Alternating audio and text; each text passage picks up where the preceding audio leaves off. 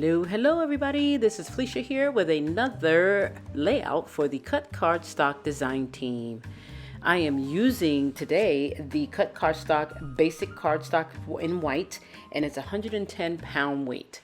Now, this is a thick cardstock. This is one of the reasons why I chose this to do this layout with, because I'm making a giant Polaroid. So I know you guys probably remember, some of you who are around my age group remember those old Polaroid cameras where you would take the picture and the picture would slide out instantly.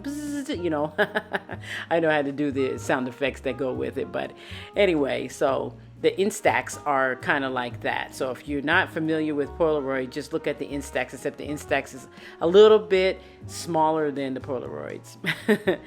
Alrighty, so I am doing a back to school. Our theme is back to school, and I am doing a back to school layout. Now, this back to school is not your normal back to school layout. It is a back to school layout regarding my back to school, because I do not have small children in my home anymore. Everybody's grown and adults and have their own lives and living their own dreams and setting their own goals. So I am the proud person of empty nest.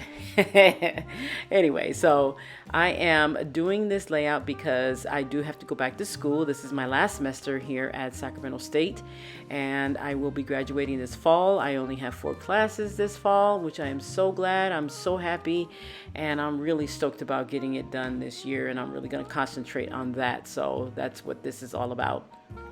And so what I'm using here, like I said, is the cut cardstock basis in white and 110 pound. And I'm also using a die. I'm going to be using a die from Lawn Fawn and a die from Technique Tuesday. Although this layout is for cut cardstock, I do like to acknowledge the fact that I am using this stuff because a lot of you ask these questions. And so just letting you know in advance. Everything that you see here is from my stash. And I am going to be carefully putting on this piece here that you see. This is part of that die cut there. And I put it on because what is shown here in this photo is my stack of bullet journals. And I have been bullet journaling since 2017. It is now 2021. I took a break from bullet journaling and used the Hobonichi planner for school. And I decided not to do that anymore after using it for the first 7 months of this year. I decided that I would go back to bullet journaling because I do miss the relaxing feel of being able to do my mandalas.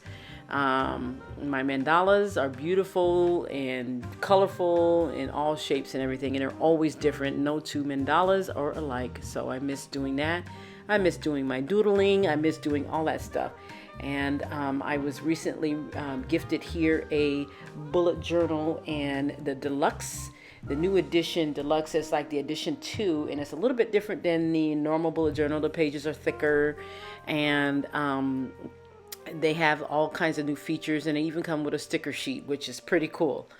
So right now what you see me doing here is I am putting these little coffee cups, because that is associated with school for me. Because let me tell you, if it wasn't for my coffees, which I do make at home, by the way, and bring with me every time I leave for class, oh my gosh, if it wasn't for that coffee, I don't know if I'd be awake in any of my classes, to be honest with you. So speaking of awake in my classes, I am only doing 1 class this semester on campus, and the other 3 classes are all online. They limited how many people can be in person in classrooms. And so I was very fortunate enough to get my lab class in person, and it's because I'll be dealing with real human bones this semester, and so that has to be done in person. So I'm pretty excited about that, and I'm really stoked about it. So that is only the half of it, though, because let me tell you, this is supposed to be the hardest class in the archaeology/anthropology biological department. So I know that's a mouthful. In case any of you were wondering what my degree is going to be, it is going to be in archaeology, specializing in bioarchaeology. Bioarchaeology is the investigation and the specialization in human remains, bones, that is, no flesh involved.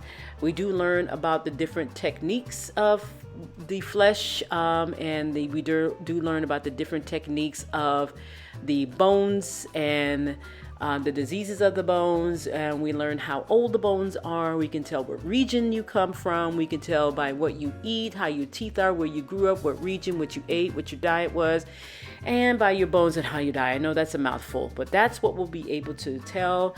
I mean, I can just by looking at some of the bones now, I've got some training in it through my human osteology, through my bioarchaeology class and human paleontology class. And now this is my human osteology class that I am going to be taking this fall. So I know that's a mouthful. So back to school for me. My bullet journal saved my butt. Let me tell you, it was a little difficult using, just a tiny bit difficult using the Hobonichi planner. If any of you are familiar with the Hobonichi planner, it is a Japanese style planner, and it uses Japanese river paper, which is beautiful, and that's what attracted me to it in the first place, because I love the way the paper felt. But it still was predated, pre-everything. Everything was all, it had its own section for the days and things like that. I did really well by staying within the days, but it was a little stressful. So that's why I went back to my bullet journaling.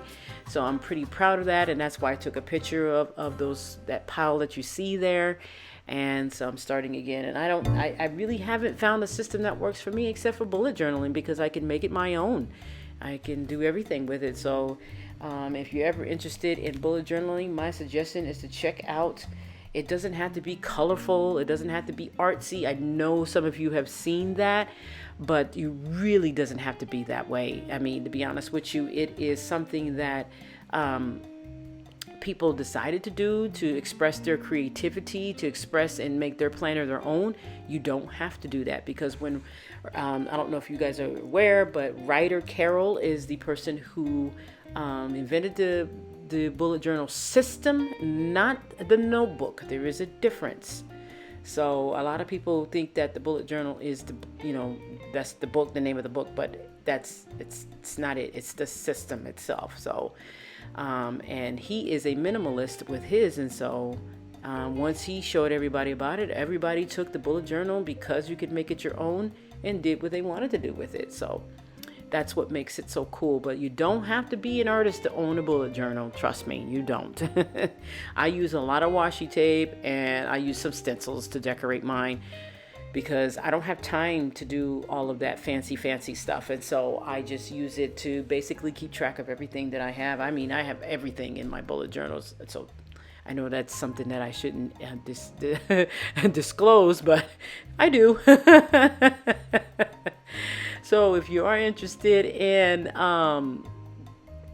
the bullet journal, you go ahead and check it and take a look at it. It is really, really good, and I really am very satisfied with it. So, all right. So now you've seen I used the basic cardstock in white to create both of these frames, these Polaroid frames, for the big one and the small one. And I'm going to tell you, you guys are missing out. You need to go to Cut Cardstock in the blog and get you some of their paper. Their cardstock is awesome. The quality is great. And you're not going to be disappointed. And then it ships so fast. It really, really does. And I mean, I got mine, I think I ordered it on like a Monday and I got it Wednesday. So, I mean, really, you can't ask for nothing better than that. And, so I would suggest that you go and check it out, because it's a really, really good quality cardstock. All righty here. So now you see me putting some of that lovely, lovely washi tape. Oh, and that is MT washi tape. If anybody is familiar with MT washi tape, it's a Japanese style washi tape, and it is really nice. And it comes in all kinds of decorations. They even have grid. They have all kinds of stuff. I've never seen so much different kinds of washi tape in my life until someone introduced me to the MT washi tape. So there you have it. So look at that. Doesn't that look really cool? I love this cardstock. I kid you not. It is so cool, and it's heavy duty too. And I chose the 8.5 by 11 size because I didn't, I thought the 12 by 12 would be a little too big to get me the look that I was looking for, which I was right. So I'm glad I did choose that. So I'm adding some butterflies on here. I'm adding, I added those coffee cups. Like I said, they symbolize me drinking my coffee, going to class every morning. And I added the books because, oh my gosh, the books for classes are something else. And I think that's pretty much it. So it's going to be an adventure. That's what the title is. Hello Adventure. Not back to school, but it is, because it is a back to school adventure for me every semester. Trust me. I try to get ready and prepare for it way ahead of time, but sometimes it don't always work out for me that way. But at least I make an effort to do so. So I'm adding some sequences on here to give it a little bit of pizzazz instead of sprinkles this time. I know you guys are used to me doing sprinkles, but didn't do it this time. I thought I'd change it up a little bit for you, see if you guys are paying attention.